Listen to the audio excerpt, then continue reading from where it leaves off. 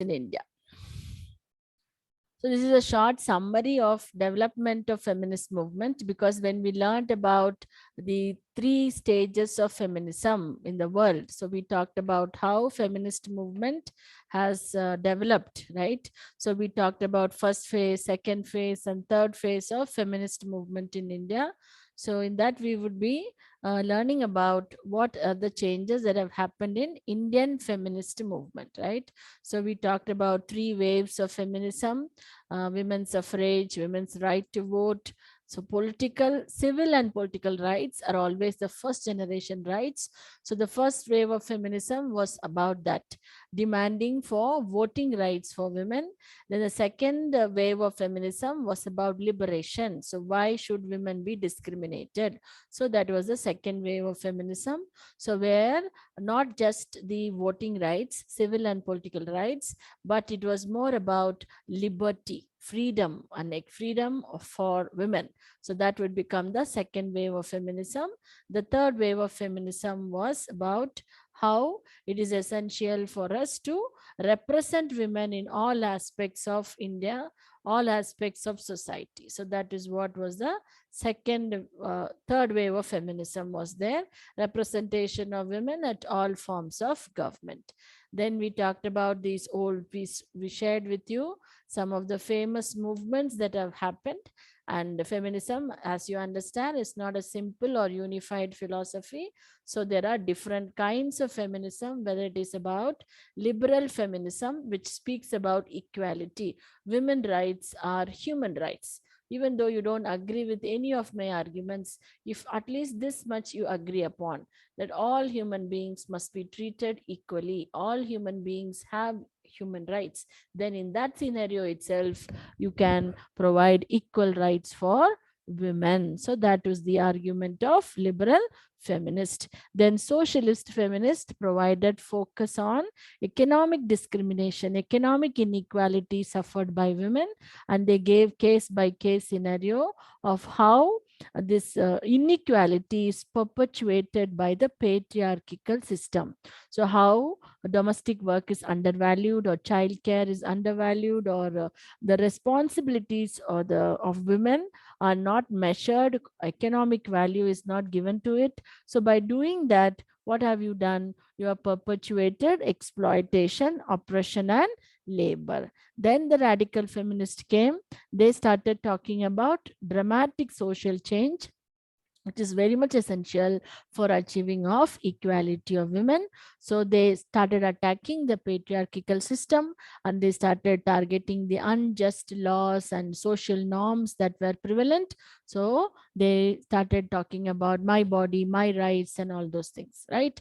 So the third wave of feminism is even more individualistic, which emerged, right? So third wave of feminists started talking about personal empowerment, breaking of ceilings, that I don't have to justify myself at all, that me and my mind or my brain or my body decides to do certain things, then as a human being, I would have the fullest freedom in order to achieve that. So that way they started talking more about social, and not about social empowerment, but about personal empowerment, right? So we have classified different types of feminism. So that is what we have learned. And today's class, we will be focusing our attention on history of feminism in India. Okay.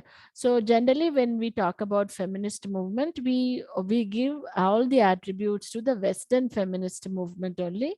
And India, it is generally, it's very theoretical or very practical, whichever way you look at it. So theory basically comes from the Western world. It is the practice of Indian feminists that is much spoken about. Okay. So we do not have much of theoretical work before. So the first stage of Indian feminism is associated with our nationalistic movement, our freedom movement. Okay. So during 1850 to 1950, when there was a genesis of nationalism, when there was a lot of movement that got evolved, India had social reform movements, India had a patriotic revolution, Indians started talking about my country and my nation and my culture. Then along with that, there was also a lot of questions that were asked with regard to caste and gender. Why does India have inequalities in the name of caste or inequality in the name of sex? So those questions were beginning to be asked in the 1850 to 1915. So this is mostly associated with social reform. Sorry, it's mostly associated with social reform. So here, like many other movements, men were the first to start questioning in this period of feminism. That means what? There were more men who were actively asking questions on behalf of women. So the first wave of feminism in India was initiated by men, okay, who wanted to eradicate social evils in India.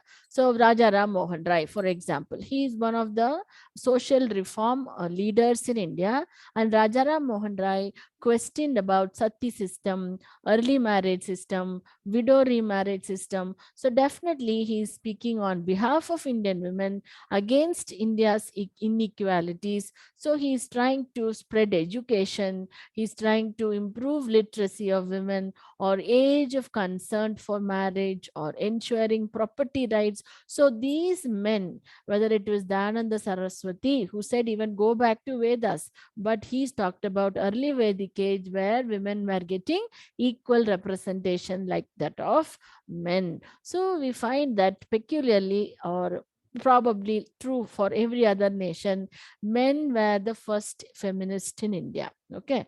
So women in this phase were considered to be underprivileged or not knowing certain things. So they were not considered to be an autonomous agent of change. That means I cannot, or I will not, or I do not possess an independent opinion. So my parent had the right to take opinion on my behalf, or my husband, or my son. So that is why first feminist movement in India was mostly about making women recognized as an independent voice. First of all, women themselves should recognize, then only a law or society shall recognize. So majority of these So majority of these activists were focusing on making women themselves realize their importance, how social reform is essential in India, right? So women and other lower caste people together had to be created an awareness that they should have the same independent voice. So women who were closely related to the male activists. So that is how the first generation feminist came up. Like if my father was a feminist, like Jyotiba Phule. Okay, Savitri Bai Phule. So Jyotiba's supporter and Jyotiba supported Savitri Ba. So Savitri Ba was able to come out and fight for the rights of women.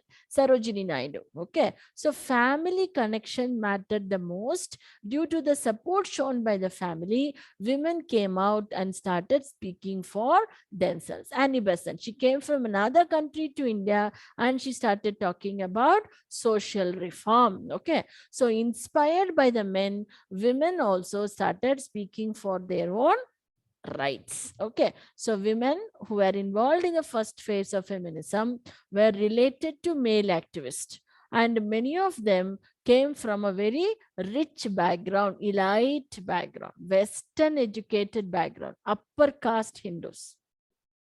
The first wave of feminist leaders in India had these characteristics, that they were related to a male activist, they were Western educated, they could get Western education because their family was rich, the family was upper caste, family had the ability to send their children to study abroad. So that way, it is the elitist women who were able to come forward and represent themselves in the first wave of feminism in India. Okay, then second wave, 1915 to 1947.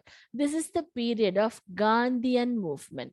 Okay, so Mahatma Gandhi's period is during this period. So it was Gandhi and Gandhi's followers, because Gandhi legitimized and expanded Indian women's public activity. He gave recognition for women to be part of the national movement. So he's keeping on talking about how the role of women is very essential for the conduct of public activities. So women should have voting rights, women's voice should be heard. So Gandhi was the one who called upon women to participate in the mainstream movements, whether it was national non-cooperation movement or civil disobedience movement. He's bringing them to become part of non-violent movement. So when Gandhi announced Salt Satyagraha or Dandi March, you will see hundreds and thousands of followers were there.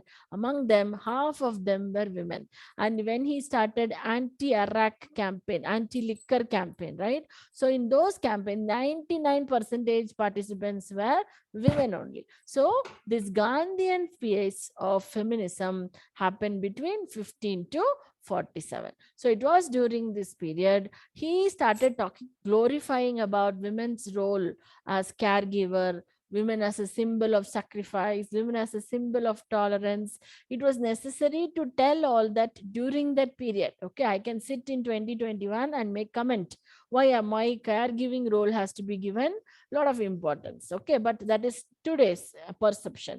But at that time, not even recognition was shown for the level of sacrifice or level of tolerance that was shown by women. It was taken for granted. Mother means she has to do all these things.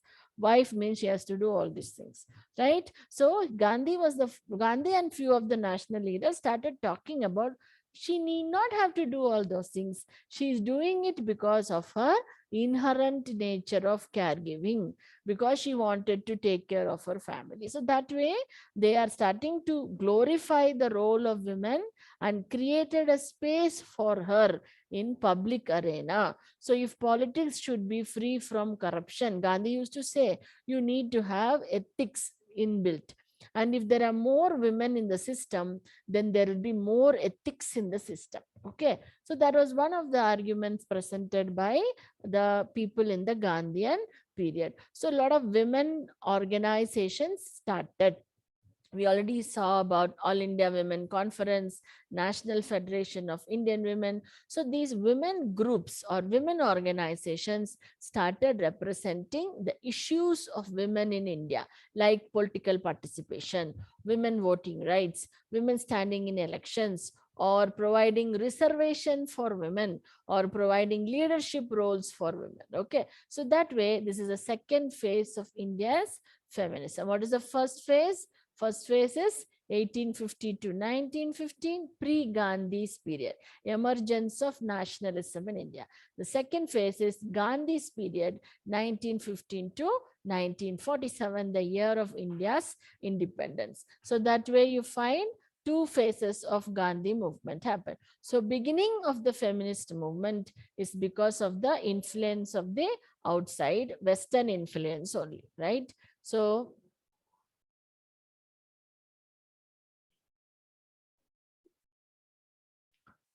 when we said about first wave of feminism, we mentioned about the influence of Western feminist movement and how in India, the movement was initiated by men and later joined by women. So like Raja Ram Mohan Rai, Ishwar Chandra Vidyasagar, Mahadev Govind Ranade. So these are some of the influential men who understood the need and importance of women in public forum. So that's how you find the beginnings of feminist movement took place. So they started attacking the evils that were found in Indian society, whether it was about abolishing sati or child marriage, or about widows, how they were treated badly.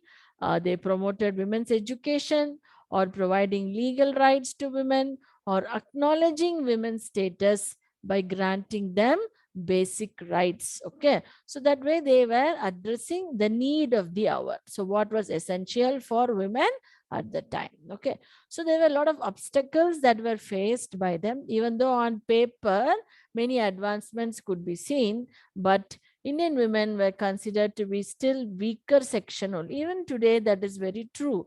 In paper we are very strong, but am I personally ready? That's one question you need to ask yourself. And to what extent will I be willing to fight for my own rights? If I'm hesitant about my own rights, to what extent will I be fighting for rights and opportunities of other women? Okay. So Indian Constitution also says that women are weaker section of the population. So whenever you label somebody weaker section, then what happens is they may require someone else support in order to be considered as equals. Okay, so that's the problem. Either you decide I'm a weaker sex, then I need somebody support, or do not agree that I am a weaker sex. Okay, so that way Indian Constitution also was challenged how these are obstacles. Okay, that's what I'm saying. These are obstacles. In paper, everything is good, but in practical life, it is not getting implemented. On another approach is considering women as weak, dependent, requiring help. So that's one image. The opposite image of it was I am independent, I do not require anybody's support, so then I earned more enemies. There were a lot of problems that were faced by me in the public life. Okay, so that way there were a lot of practical difficulties that were there for women during this period. Okay, so that's about the first phase and the second phase of feminism in India.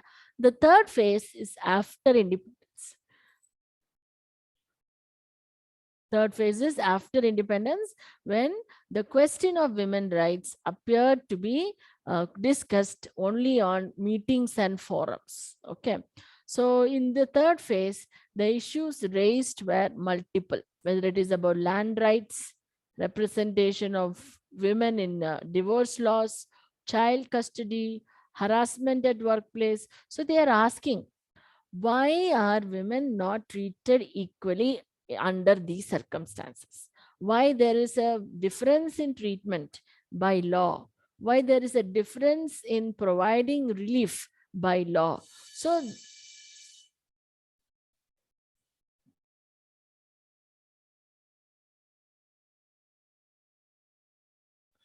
multiple ways of looking into the issue emerged during the third phase of India's feminism. So the third phase of feminism, we cannot narrow it down and say, like how we said about first and the second phase, right? First phase is about bringing awareness to women themselves, bringing awareness to disadvantaged. So in India, it is connected to the rise of nationalism, right? Outside, it is connected to the rise of civil and political rights. Then second phase in India, it is connected to Gandhian movement, where women were brought to public life, where they are talking about liberties. Outside, it is also about liberty, where they are not talking about just suffrage. They are also talking about equal participation of women. So it took little more longer time for India also to come to that step. So third phase is what was not done before. That is the common thing, right? So in India also, the third phase, wide-ranging issues were addressed.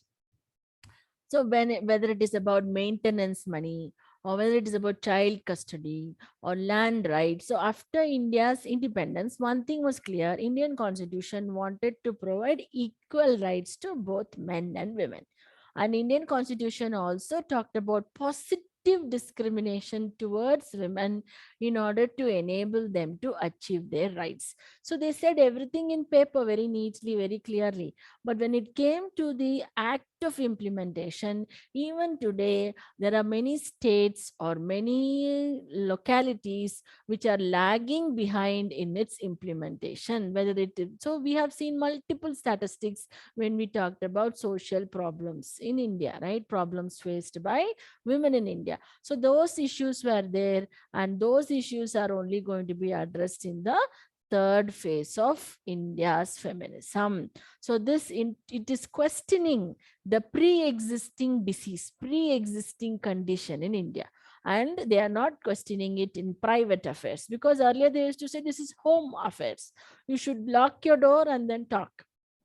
Once the door is open, women should tie their hands, and then they should obey or portray a picture of obedience. Whereas inside the house, in some of the houses, they were able to talk well, right? But the third phase of feminism, people started asking questions publicly in the public discourse, demanding that we need equal representation. So that's about the short summary of our evolving nature of Indian feminism. Okay, so then I spoke about this report. There was one committee appointed in 1974 that investigated on the status of women. Okay, because the first generation women leaders were all related to some men politicians.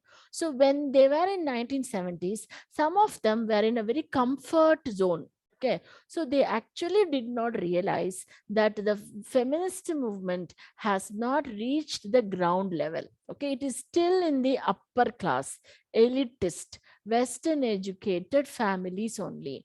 So in 1974, when this committee was appointed to study about how equality is found in India, what is the status of women in India, and they came out with a report which was actually shocking for even the women activists of India at the time. Okay, Veena Mazumdar or Lotika Sarkar were part of this women. So when their report is released by them, they are telling how by clever indigenous mechanism, by social practices, by cultural practices, in the name of religion, in the name of patriarchy, family system, discrimination is perpetrated in India. Because 1970s, lot of dowry deaths used to happen, and in the name of honor of the family, they were not even reported to the police station. And we cannot, no women dare to file a complaint against their father or their brother or their husband because of domestic violence. Okay, and sex ratio was also deteriorating badly. And then a sex determination test, whether to find whether it is girl child or boy child, was increasing at that time. Okay, on the one hand, India is showing a projection where a lot of women leadership are emerging. Women are political leaders, brilliant women representing India in the World Forum. On the other hand, you find all these problems. So this report showed all those problems. Even for these elitist educated women, it was a very shocking report to see. Then they realized that we need to make fundamental change. The way people are getting education itself should be changed. Literacy, education should be given more focus. So through education, through literacy, we can go for girls empowerment, women empowerment. So that way, establishing National Commission for Women, establishing Center for Women Development Studies, then Women Studies program, that should become a degree. It should become a PG degree. That should become a research degree. So any field of research you are in, you are talking about female geneticists and their contribution. Okay, any field you can study about the role of women or the impact of that study on women, right? So you need researchers to do that. So that awareness comes up during this period. You need education, you need research, you need organization. Three important things.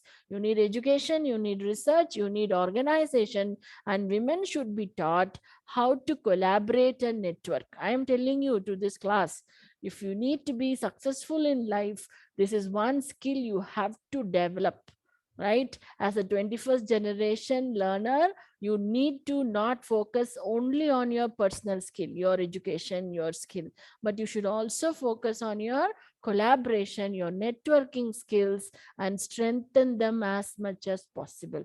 Together, when you have all these things, it is possible for us to go higher and higher. So this report was an eye-opener for even the feminist movements in India. Okay, then specific campaigns, targeted campaigns should happen in India. So that's how rallies became famous in India. Anti-rape campaign, anti-dowry campaign, custodial violence campaign. Okay, and then Vishaka versus Court of Rajasthan, and that judgment came in 1990s, when people started going in marches and rallies, and they started talking about women at workplace should be protected, whether it is farmland or company, right? I need to feel safe in that workplace. So that way, you find targeted campaigns have become the order of India, the modern feminist India. Special interest groups, legal aid campaigns, political associations. So they all came out with their own agenda of what they should focus on. So that is why our paper also listed all the problems and started talking about why these problems require special attention, right? So in India also, those targeted campaigns became very famous. And then currently in the 21st century, we still have a lot of issues to address too. We cannot say we have achieved everything, we can rest and sleep. Okay, there are still a lot of awareness that need to come up among our own mind, among women, among men, among people in Indian society, whether it is about rape or harassment or domestic violence, that we should not do victim shaming. Okay, we want to hide the victim. We are not interested in showing the perpetrator. The media also shows the victim only. I am getting raped, my photo only flashed on the newspaper.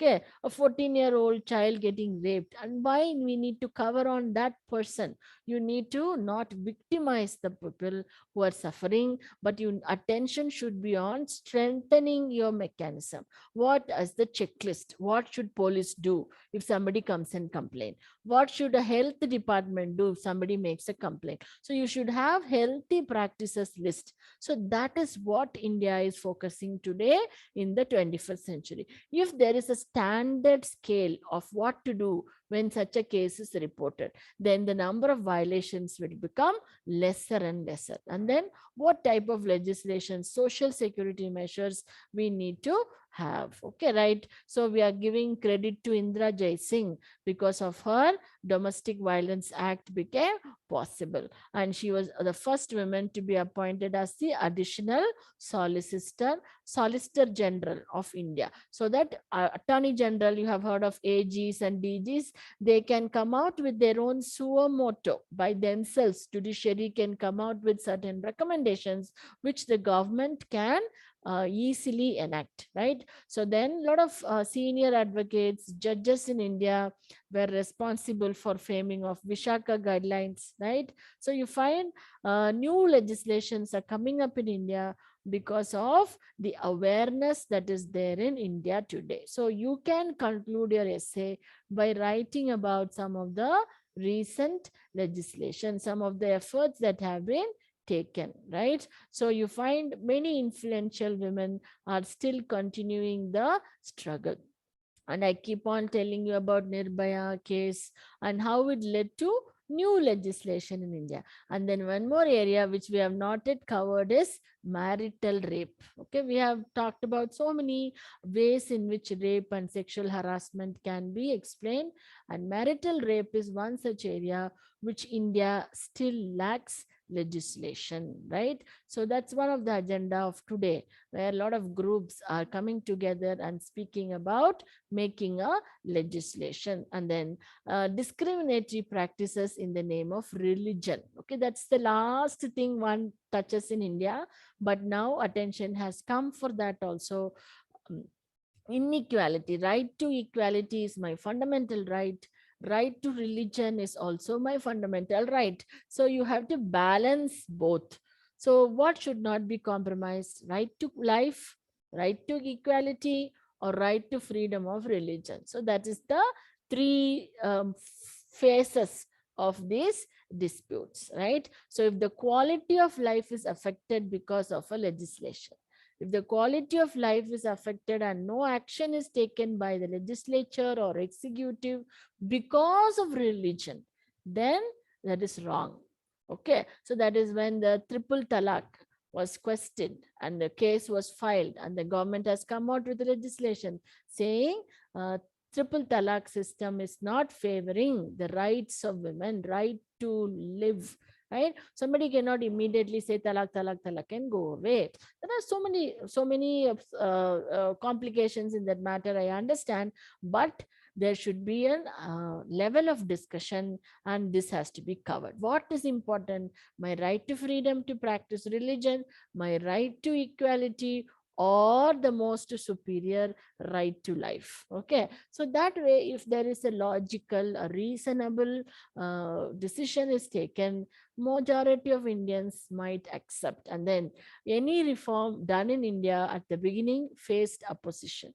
whether it was about against dowry or against sati. You will not imagine the amount of protests that happened in India when government decided to put an end to sati system in India. Okay, so there will be opposition, but there should be a reasonable time for discussion and deliberation.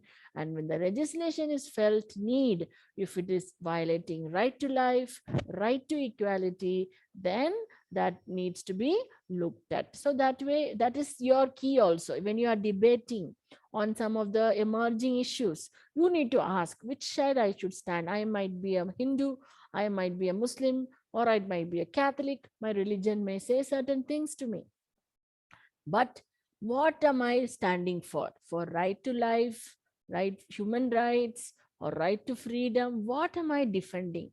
Okay, so if that answer comes to your mind, then you will get your sequence, your logical sequence of how to fight or how to word your representation for that petition or the bill. Okay, so that's just my humble request.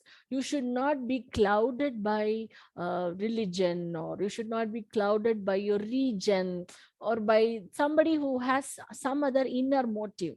You should be clouded by your own thinking. Okay, you should have a clear thinking. You should ask, what am I defending? My father could be saying something, my church father could be saying something, my life, my experience could be saying something. So what am I going to defend for? Because this is a very interesting period life you are living in. Okay, so now whether it is about your employment or group discussion or writing competitive examination, or you're going for research, this clarity has to be developed by you, and that should come from science and logic. Okay, so that's what I wanted to tell you. You may be practicing a religion, but ask yourself whether it is practical to follow all the norms of your religion. Okay, right? So that is how these judges are there. They are talking about it, why they are representing certain areas of interest, right? So that's about the movement for women in India, focusing on gender equality. Okay, present day emphasis is not just about suffering. Women suffered, women suffered, women suffered. No, we have done with it. We will also talk about our strengths, whether it is about freedom or economic liberty, recognition of my role in house, recognition of my role in how in a public forum, right? So my individual rights, my social rights, my economic rights, my sexual rights, right? And negotiating my living space. Sex should not determine my living space. So if I'm not male, if I'm not female, if I'm a third gender, I am defending your right also. That should be our stand, right? We are born as a human being. Then even if I am suffering from disability, physical or mental, but I am a human being, my rights and my living space should not be compromised. Okay, so that is what is the modern day feminism is about. Genuine partnership, genuine collaboration between men and women, because we have to coexist with each other, right? Particularly young people should understand that standing for your own rights does not mean fighting with another person. Okay, it is about collaborating, wiggling terms and conditions that will give you more space to breathe, more space to grow and nourish. If that is not given, you're in a wrong place. You have to move out of that place, right? So that way you have to develop that characteristics. And then internet revolution or information revolution has now brought attention to problems even at the smaller communities. Okay, so it is giving them voice. It is giving them the necessary skills to organize themselves. YouTube video is not to learn cooking, not to learn tailoring, not to learn, right? So even from the social media platforms and videos, we learn a lot of new things of education, literacy, collaboration. So that way, they are saying the present day feminist movement is all about improving women's strength, not just focusing on suffering. Okay, so throughout India's history, Indian women have asserted themselves in multiple ways, and they have tried to break free from oppressive norms, right?